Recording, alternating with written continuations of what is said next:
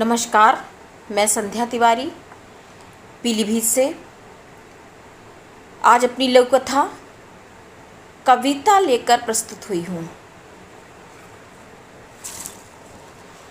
सुनो, मैं बताती हूँ। मैं घर का आंगन हूँ जहाँ मैं झाड़ बुहार करती हूँ। मैं कमरा हूँ जहाँ मैं सबके आराम का ख्याल रखती हूँ। मैं रसोई भी हूँ जहाँ मैं सबका पेट भरती हूँ, और छत भी जिस पर घर का बेटा पतंगे उड़ाता है। मैं ड्राइंग रूम की सज्जा भी हूँ जहाँ होता है मेरे अच्छे काम का इनाम और अधिक काम। मुबारक हो संजू, कितना सुंदर घर है तेरा। कविता की अंतिम पंक्ति सोचते हुए संजू अपनी सहेली मंजू के साथ कॉम्प्लीमेंट का सहज ही कोई जवाब न दे पाई, बस मुस्कुरा भर दी। क्या लिख रही हो इतनी तन्मयता से? मंजू ने पूछा। यार कुछ नहीं, एक कविता लिख रही थी, लेकिन अंतिम पंक्ति सूझ ही नहीं रही। अच्छा चल छोड़, फिर कभी लिख लेना, कम से कम अपना नया घर तो दिखा दे, मंजू ने आंखें चौड़ी करते हुए कहा। ठीक है चल। संजू कॉपी पेन एक तरफ रखकर उठ गई। बेडरूम से होते हुए ड्राइंग रूम तक देखने के बाद दोनों मेन गेट के बाहर का जायज़ा लेने लगी। वाओ यार, तेरा घर, इसकी नेम प्लेट तक कितनी स्टाइलिश है। रेडियम की है ना, और इसमें तेरे छोटे भाई का नाम है ना, कितना सुंदर। मंजू नेम प्लेट पर हाथ फेरते हुए कुछ उत्साह मिश्रित उत्सुकता से एक ही सांस में पूरा वाक्य बोल गई। अचानक संजू मंजू को नेम प्लेट के आकर्षण में वहीं बंधा छोड़ अंदर आई, और आकर उसने अपनी अंतिम पंक्ति पूरी की। मैं मुख्य द्वार की सांकल सबकी सुविधा और सुरक्षा के लिए खुलती और बंद होती हूँ। मैं समूचा घर, बस घर की नेम प्लेट नहीं। धन्यवाद।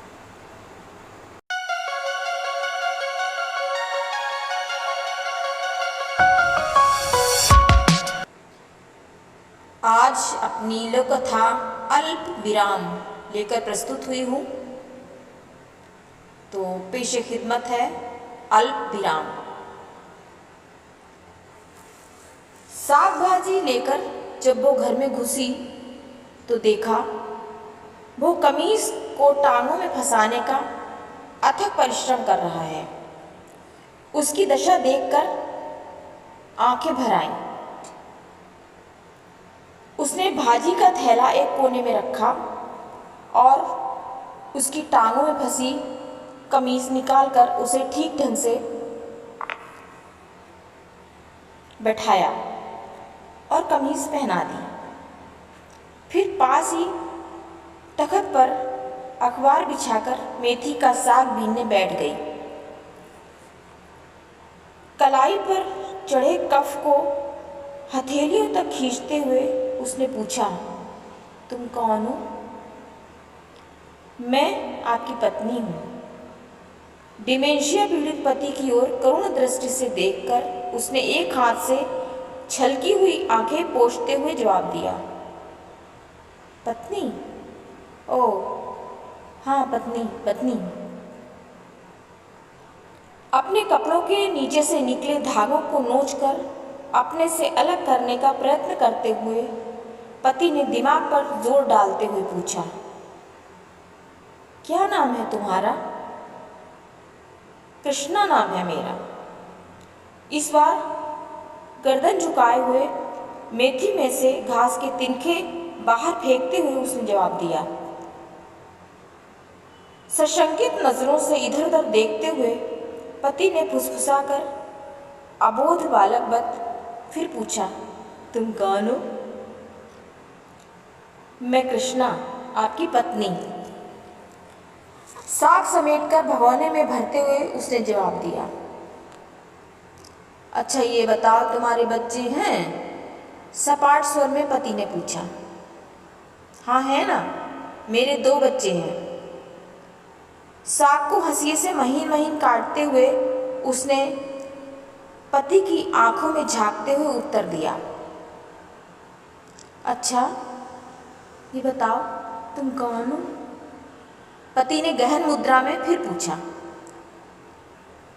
मैं आपकी पत्नी हूँ, कहकर उसने साग का भगोना किनारे रख दिया। पत्नी? अच्छा पत्नी, अच्छा वो क्या करती है? पति ने कुछ संशय भरी नजरों से दीवार ताकते हुए पूछा। सब कुछ करती है पत्नी। तख्त पर पास बैठे पति का झुर्रीदार हाथ अपने हाथ में लेकर उसने बड़ी आत्मीयता से कहा। तो क्या तुम मेरे साथ रात? पति ने पूछा। पति के हाथ के तल ऊपर रखे उसके झुर्रीदार हाथ कांप उठे। 50 साल से वो मानव देह ही पड़ रही है। औरत की भूख हर माह घटती बढ़ती है, लेकिन पुरुष की भूख आदिम है, कभी मंद नहीं पड़ती, हारी बीमारी में भी नहीं। तुम कौन हो? पति ने पुनः प्रश्न दोहराया। मेरा नाम रोजी है, मैं आपकी आया हूँ, उसने अपने हाथ निकालते हुए जवाब दिया। यह लो, ठंडा पानी पी लो, कहकर उसने गिलास पति के ओंठों से लगा दिया। धन्यवाद।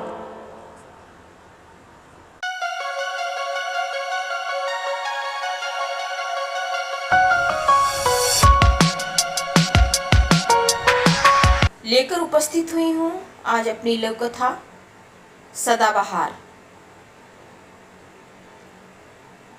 जाने किस ताने बाने में उलझी मैं अपनी खिड़की पर खड़ी थी। इतने में मैंने देखा एक सदाबहार का पौधा जो कि खिड़की की चौखट और दीवार की संद से निकलकर लहलहा रहा था।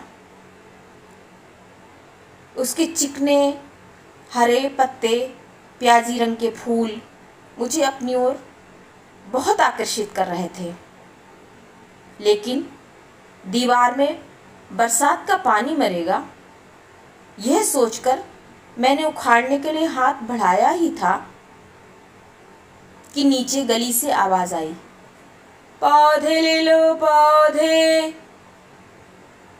मैंने देखा तो ठेले पर देसी गुलाब, इंग्लिश गुलाब, बोगनवेलिया, एरोकेरिया, अरिका पाम जैसी पौधों की बहुत सी किस्में सजी हुई थी। ये इंग्लिश गुलाब कैसे दिया? मैंने पूछा। 100 रुपए का है, ठेले वाले ने कहा। और ये देसी वाला? 70 का। अरे बड़ा महंगा बता रहे हो, इसमें करना ही क्या होता है? केवल कलम ही तो लगानी होती है, मैंने धौंस जमाते हुए कहा। हाँ, लेकिन इतने दिन इनकी परवरिश, खाद पानी करना, देख रेख करना, सुबह शाम सींचना, इसका कुछ नहीं, ठेले वाले ने ढिठाई से कहा। मैंने हंसते हुए कहा, अच्छा तो तू बेटे का बाप है और मैं अनचाही बेटी, जिसे बोने से लेकर सींचने तक तुमने कुछ नहीं किया। हाँ, आज उखाड़ कर फेंक जरूर रही हो। फुसफुसाहट सदाबहार की थी। मेरा चेहरा पीला पड़ गया। धन्यवाद। यदि आपको ये लोक कथाएँ पसंद आई हो तो कृपया चैनल को लाइक करें, सब्सक्राइब करें, शेयर करें। आपकी आभारी रहूँगी। धन्यवाद।